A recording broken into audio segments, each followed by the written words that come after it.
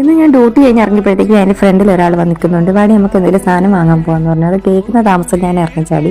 അങ്ങനെ ഞങ്ങൾ സണ്ണി പോയി കുറച്ച് സാധനങ്ങളൊക്കെ വാങ്ങിച്ചു. പിന്നെ ഫിഷ് മാർട്ടിൽ പോയി ഫിഷ് വാങ്ങാമെന്ന് കരുതി ചൂര വാങ്ങിച്ചിട്ട് ചേട്ടന് കട്ട് ചെയ്യാൻ കൊടുത്തിട്ടുണ്ട്. പക്ഷെ ഞങ്ങൾ ബാക്കി മീനിൻ്റെ റേറ്റും കാര്യങ്ങളും ഒക്കെ നോക്കുമായിരുന്നു കേട്ടോ. ഷീമ, ചാള, ചൂര എന്നൊക്കെ എഴുതി വെച്ചിട്ടുണ്ട്. അപ്പോൾ ഇത് കാണുമ്പോൾ ഒരു സമാധാനം നാട്ടിലുള്ളവർക്ക്. അങ്ങനെ നമ്മൾ മീനൊക്കെ വാങ്ങി മുന്നോട്ട് നടന്നു വന്നപ്പോഴത്തേക്കും ഫുഡ് കോർണർ കണ്ടു. ഫുഡ് കോർണറിൻ്റെ അടുത്ത് വന്നപ്പോൾ ഒടുക്കത്തെ വിശപ്പ്.